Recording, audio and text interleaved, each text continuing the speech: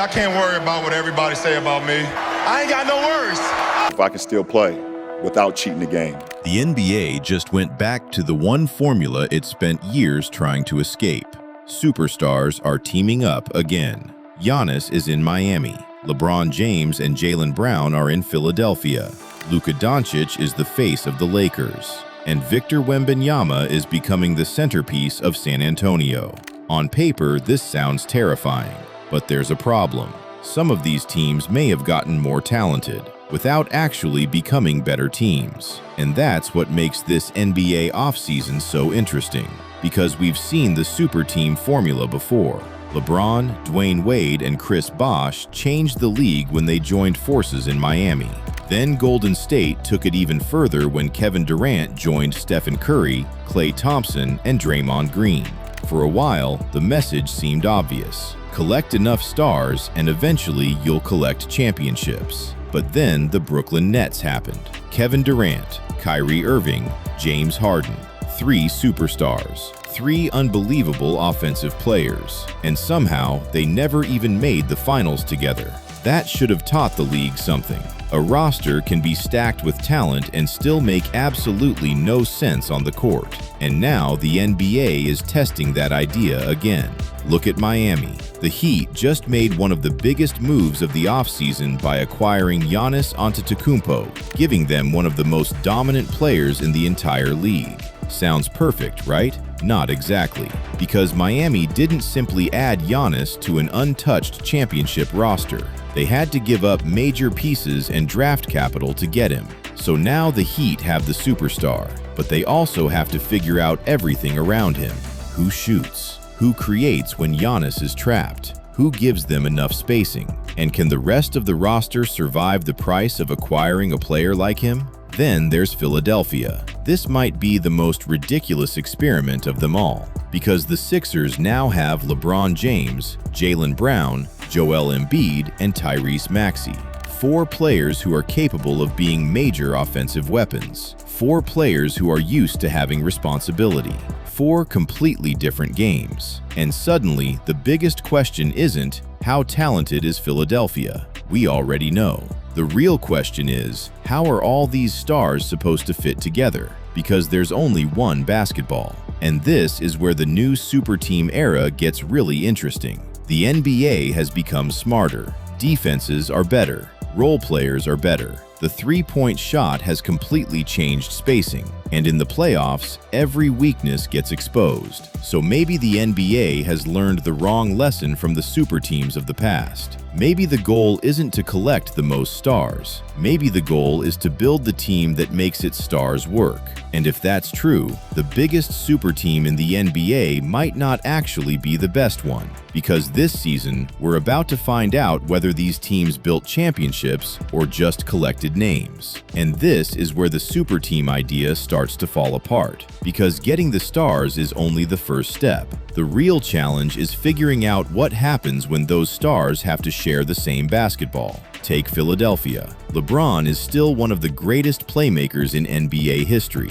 Maxey needs the ball to attack. Embiid has spent years being the center of Philadelphia's offense. And Jaylen Brown just came off a season where he averaged a career-high 28.7 points on 21.7 shots per game.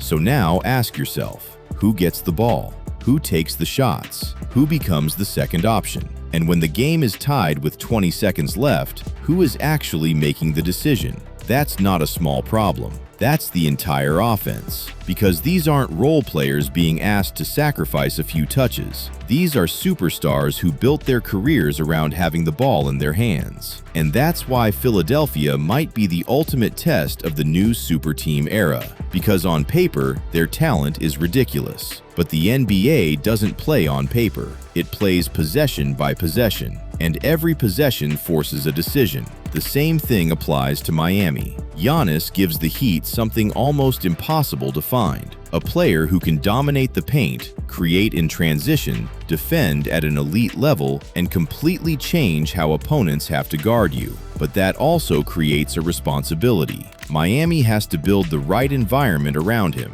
Giannis needs spacing. He needs shooters. He needs another creator when defenses collapse on him. And he needs enough depth that one injury doesn't suddenly turn the entire roster into a one-man show. That's the hidden cost of a superstar. The more you invest in one player, the more important everything around him becomes. And we've already seen what happens when this balance goes wrong.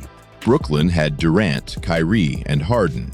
The Clippers had Kawhi Leonard and Paul George. Phoenix had Durant, Devin Booker, and Bradley Beal. Every roster looked terrifying when the names were announced. But once the games started, the same problems kept appearing: health, fit, defense, depth, chemistry.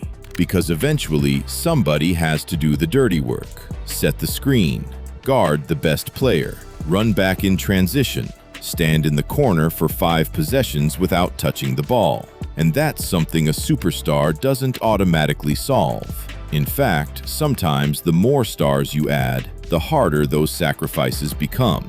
That's why the Lakers are such an interesting contrast. Los Angeles doesn't need to put 3 more superstars next to Luka Dončić. They need players who make Luka better. Shooters who punish help defense, defenders who cover for his weaknesses, athletes who can run with him, and players who don't need 20 shots to feel important. That's not as flashy as a super team, but it might actually be more dangerous, because maybe the NBA has entered an era where fit matters more than fame. And if that's true, then the teams with the biggest names might not be the teams we should be watching. The real question is, which front office built a team around its superstar instead of simply collecting them? And that's where this entire super team experiment gets really interesting. Because there may be one team proving that you don't need to build a super team at all. You just need to build the right team. And maybe that's the biggest twist in this entire story. The team that looks least like a super team might actually be the team everyone else should be afraid of. Because while Miami, Philadelphia, and other contenders are collecting superstar talent, Oklahoma City has been proving that there's another way to build a championship team. The Thunder didn't need 3 established superstars. They built around Shai Gilgeous-Alexander. Then they surrounded him with length, defense, shooting, young talent, and depth. And it worked. They won the 2025 championship with a roster built more around fit and depth than superstar collection. That's important, because it shows that the NBA's next evolution might not be another super team era. It might be the era of perfectly constructed teams, and San Antonio could be heading down the same road. Victor Wembanyama is already the kind of player you can build an entire system around. The Spurs don't need to chase every superstar who becomes available. They need players who make Wemby more dangerous, shooters who force defenders away from the paint, guards who can create when defenses focus on him, defenders who allow him to play closer to the rim, and enough depth to survive an entire playoff run. That's a completely different philosophy. Instead of asking, how many stars can we get? They're asking, what does our star need?